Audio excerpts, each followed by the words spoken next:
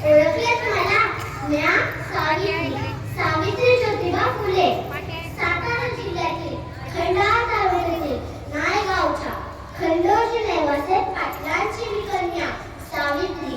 एरवी मी बोललेली नसते, पण तुम्ही माझ्या विचारांचे घोटून क्लीन केले. तुम्ही तर चक्क मला देवी म्हणून फोटोमध्ये फ्रेम केले. जमेल तेव्हा जमेल तसं माझ्या सोयीनुसार कौतुकही करता, पण दुःख असेल की तुम्ही मला गृहीत धरता. याचाच राग मी तुमच्या समोर बोलते. होय, मी सावित्री ज्योतिबा फुले बोलते.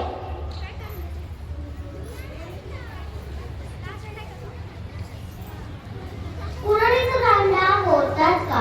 कुणाडीचा दांडा होतात का अडवावा? सगळ्या गोष्टी डोक्यावरून गेल्या. जीवाचं वारस सांगतात असतोच बैमान झाला. असो मी मला कुठे माहिती, मला कुठे दिसले होते. एका वेगळ्या जगासाठी मी शिव्या शब्दाबरोबर शेणही सोसले होते. तुमच्या शब्दात सांगायचे तर रात्रंदिवस खासले होते. आज मी कसले गावचे होते? होय, मी सावित्री ज्योतिबा फुले बोलते. आम्ही तुमच्यासाठी शाळा काढली. ही कोणती उत्तराची भाषा आहे? आजच्या बाजार समाज सेवेसारखा हा बेलबाजावर साशा नाही. मी विसरून गेले होते आणि कोणत्या वेळी पचवल्या आहेत. खंडी मात्र तुम्ही आमच्या आत्मसन्मानाला दिवसले आहे. म्हणूनच मी तुमच्या या पहिल्या पाणी मी गाणं गाते. होय, मी सावित्री ज्योतिबा फुले बोलते.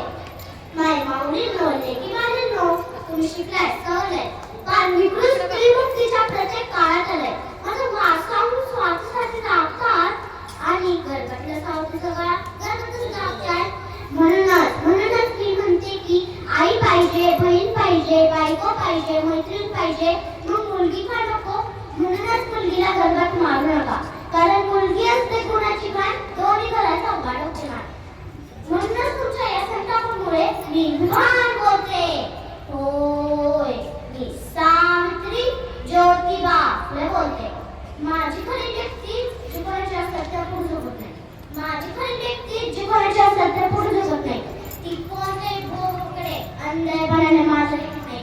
ती कोणत्याही भोगाकडे अंधळेपणाने माझं लेखत नाही.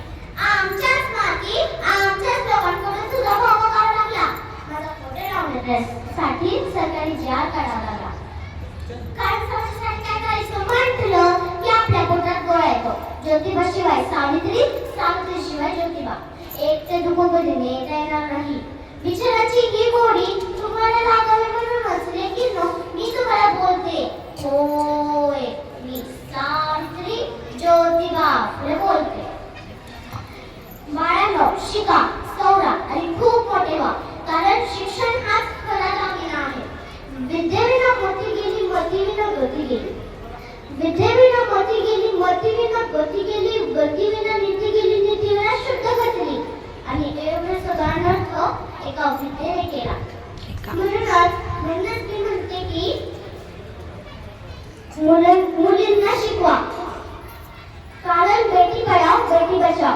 होय, मी सावित्री ज्योतिबा फुले बोलते. होय, मी सावित्री ज्योतिबा फुले बोलते. धन्यवाद.